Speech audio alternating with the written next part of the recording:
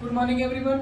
आपके अपने YouTube channel teach commerce में आपका स्वागत करते हैं। जैसा कि हमारा डायरेक्ट का क्लास चल रहा था, डायरेक्ट इनडायरेक्ट में मेरा 3 पार्ट खत्म हो गया था, जिसमें एक पार्ट मैंने जो छूटा हुआ था, जिसमें बोला ये जो चार्ट फॉर्म था अर्थात जिसमें सब्जेक्टिव, ऑब्जेक्टिव और पोसेसिव केस था, वो मैंने बता दिया। अब हम आज का नया टॉपिक जो है हमारा, आज का अगला टॉपिक स्टार्ट करते हैं, इंपरेटिव सेंटेंस।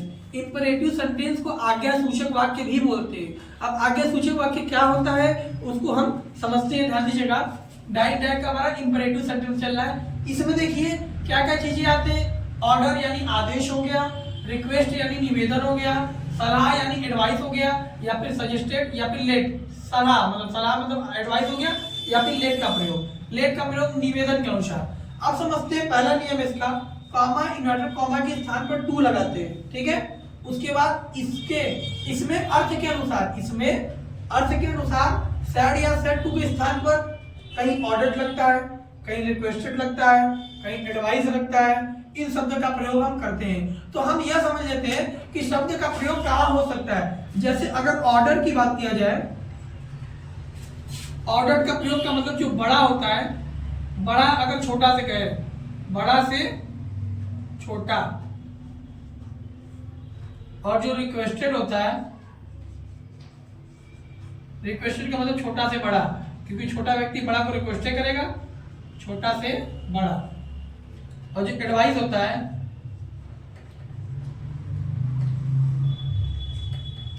एडवाइस का मतलब बराबर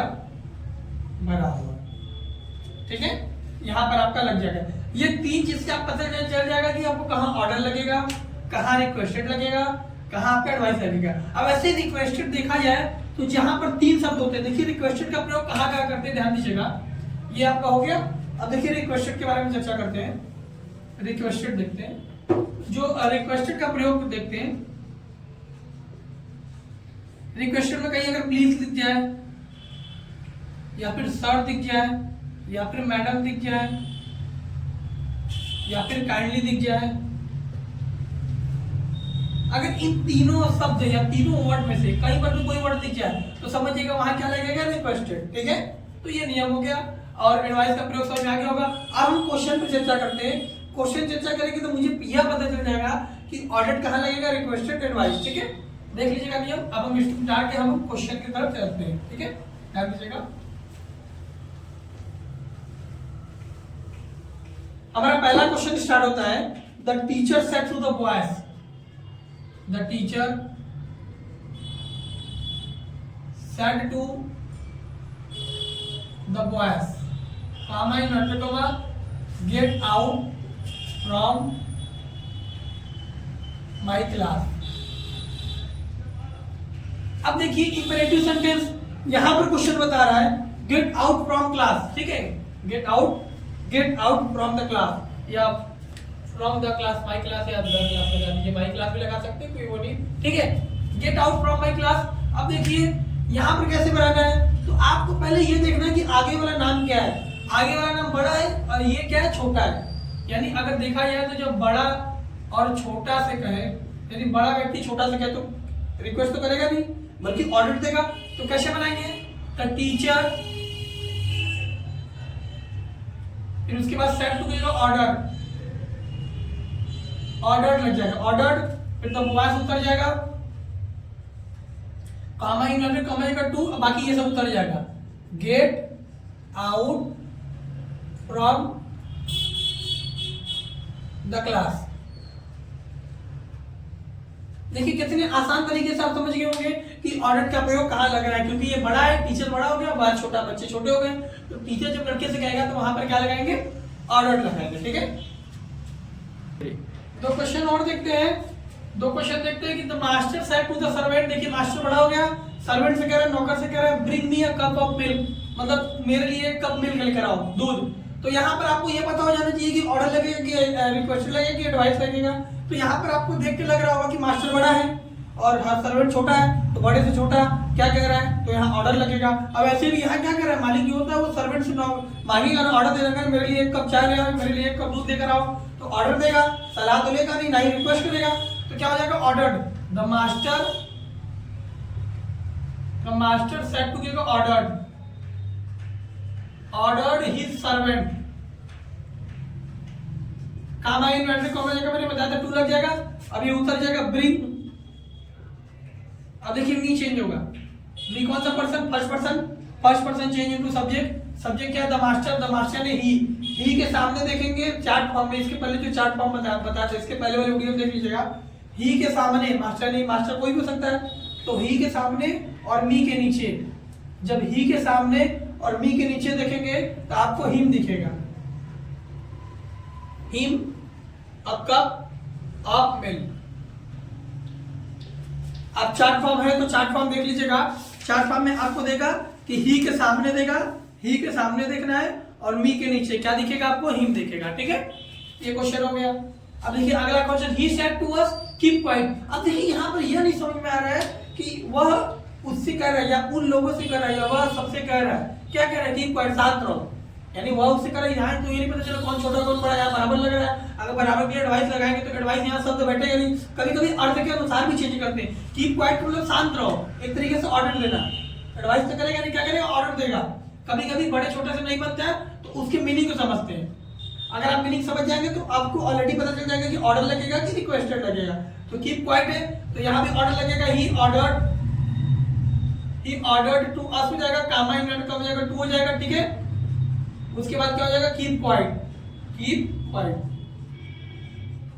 ठीक। अब हम ये तो ऑर्डर वाला हो गया क्वेश्चन 2-3, अब हम रिक्वेस्टेड वाला क्वेश्चन समझते हैं, ध्यान दीजिएगा, अब हम समझते हैं रिक्वेस्टेड वाला question.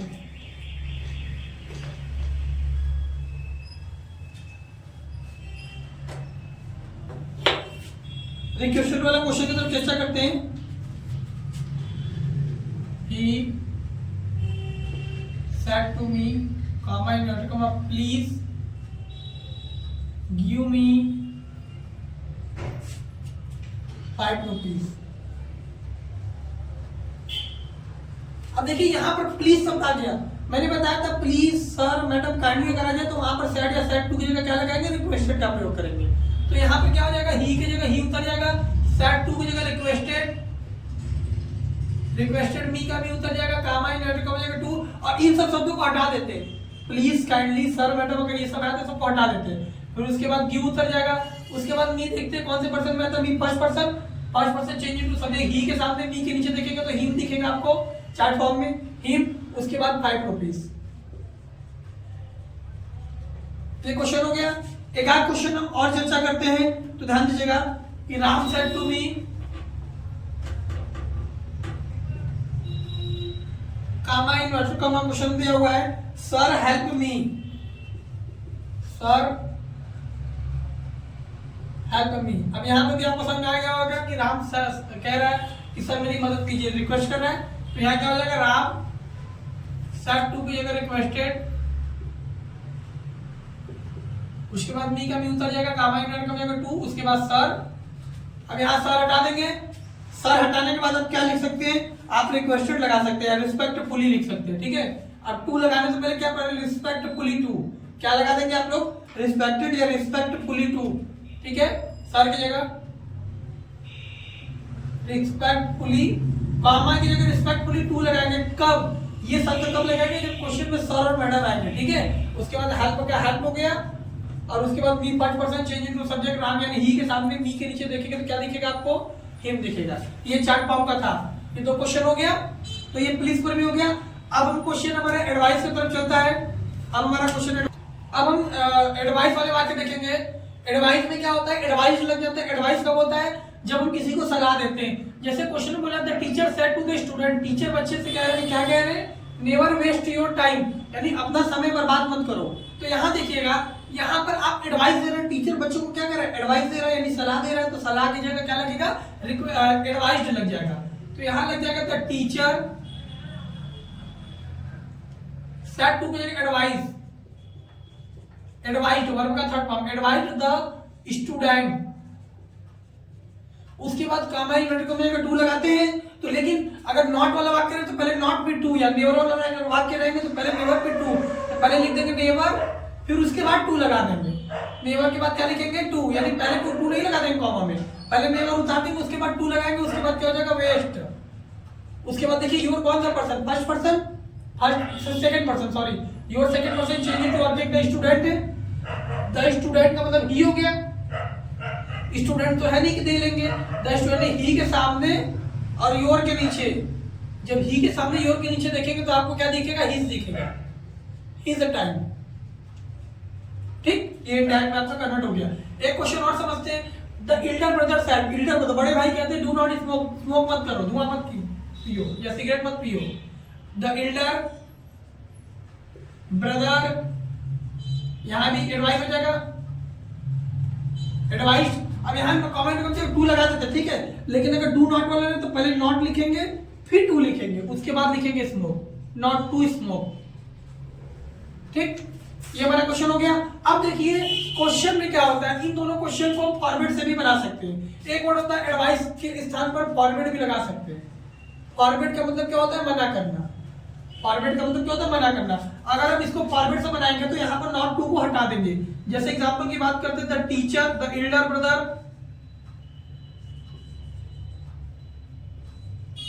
The Elder brother, Elder brother की जगह सैड या सैड टू की जगह फॉर्मेट लगा देंगे, FORBADE, फॉर्मेट हो गया। उसके बाद ये डू नॉट हटा देंगे पूरी तरह, फॉर्मेट का मतलब ही हो गया मना करना, डू नॉट हट जाएगा। और उसके बाद क्या हो जाएगा, स्मोक, स्मोक लगा देंगे। यहां पर अगर हमको नेवर हटाना है तो यहां पर एडवाइस की जगह क्या लगा देंगे, फॉर्मेट। अगर हम इसकी जगह फॉर्मेट लगा देंगे तो यहां से नेवर मेरा क्या हो जाएगा, हट जाएगा। तो क्या हो जाएगा, the teacher forbid the student to waste his time. ठीक है, क्योंकि फॉरबिड का मतलब ही होगा मना करना। अगर फॉरबिड का प्रयोग करेंगे तो नॉट हटा देंगे, नेवर हटा देंगे। अगर फॉरबिड का प्रयोग नहीं करेंगे, एडवाइस का प्रयोग करेंगे तो वहां पर ये चीज लगा देंगे। जैसे एक क्वेश्चन और हम देख लेते हैं।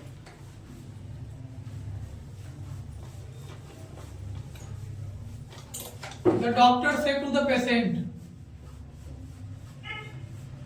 the doctor said to the patient, comma in extra comma, take your medicine regularly, take completely rest, take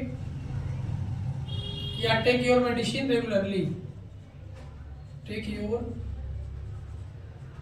medicine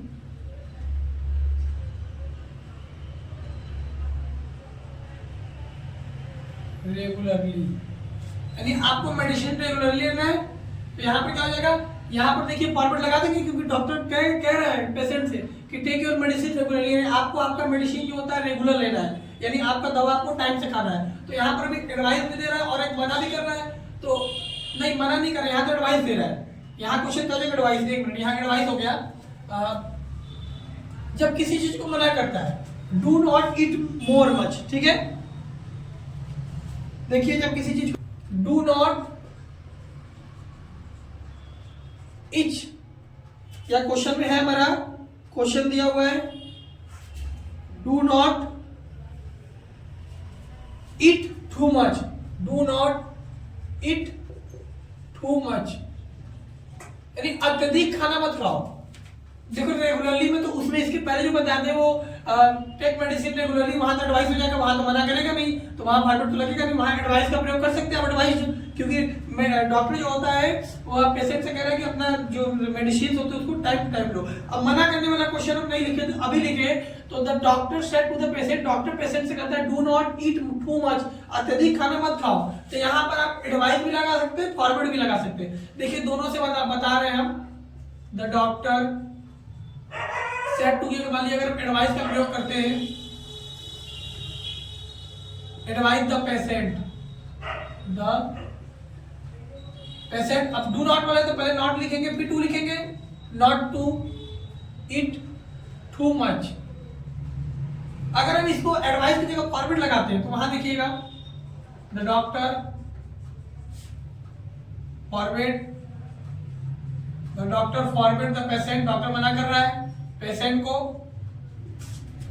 यहां पर अब नॉट टू से मतलब है नहीं, पूरा हट जाएगा, पेशेंट ईट टू मच, यानी अत्यधिक खाना मत खाओ। ठीक है, ये इंपरेटिव सेंटेंस हमारा यहां तक हो गया। लेट वाले वाक्य को हम नेक्स्ट वीडियो में देखते हैं और उसी वीडियो में हम एक्सरसाइज भी करते हैं। तब तक के लिए लाइक कीजिए, सब्सक्राइब कीजिए। थैंक्स।